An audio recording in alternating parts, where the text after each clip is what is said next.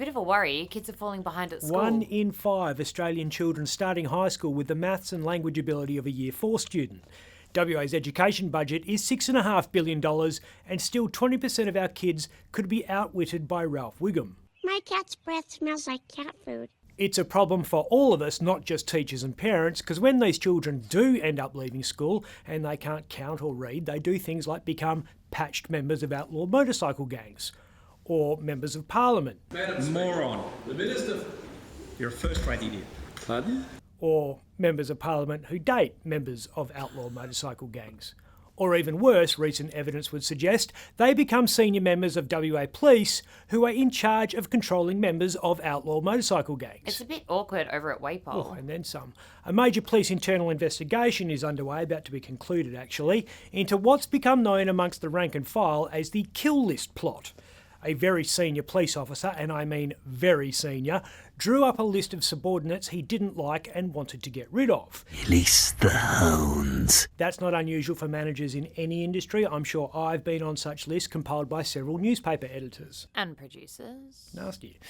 Old mate senior cop took it a step further when he put the 5 names on his whiteboard in his office, under the headline Kill List, and then forgot to rub it out. What could possibly go wrong?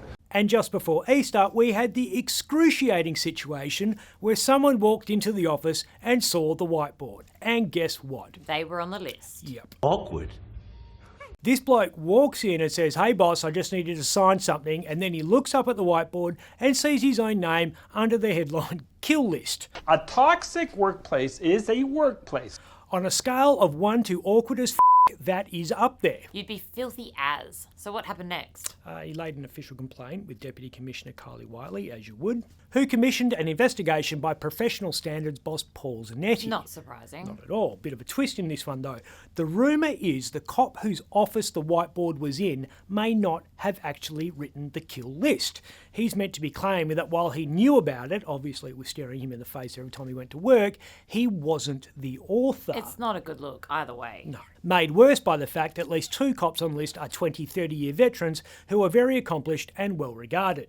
Maybe it's time to give it up, sir. Now, most of the time when internals are on the hunt, everyone clams up because they don't want to be seen to be a rat. Noswangers and rotten, vermicious knids. But there are so many people pissed off at this thing, everyone's singing like a canary. Not the only place with rats right now. If you're eating something while you're watching this, best switch over to binge for the new episode of Succession, because this next bit is stomach curling. Oh. Hakea Prison is so infested with rats at the moment, the workplace safety regulator, that's WorkSafe, is investigating. I got this rat. They have spent thousands of dollars on an extermination campaign, but there are still heaps inside the razor wire. Gross. How many are we talking? In 2 nights, they caught 140. Oh, yeah. Internal emails from Hakea show prison bosses spent $5,000 on sticky traps. So not like the old school ones with the metal spring that you see in Tom and Jerry cartoons.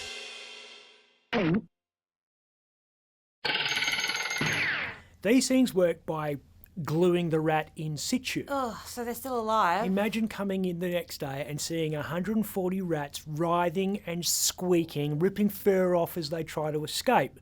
Oh, rats. They're everywhere. The Prison Officers Union says they've chewed through the ceiling of the staff room, they've seen them popping out of the communal toaster. They're even in the medical centre. Nurses report rat droppings on their desks when they come in the morning, and they're all throughout the kitchen. The rumour is one prisoner caught 12 rats in his cell in just one night. Things just keep getting better and better for Bill Johnston, don't they? Bill has a very clear message to any prisoner who is thinking about complaining. Including establishing a new Invest and Trade WA hub. They know there's a camera there, right? Some things in Parliament are best not seen, like Dave Honey trying to speak English. She was going to fight like a chihuahua Or the evidence that someone was secretly controlling what Peter Dutton said during last week's budget reply speech. I'm Ben Harvey. For more update, click the subscribe button below.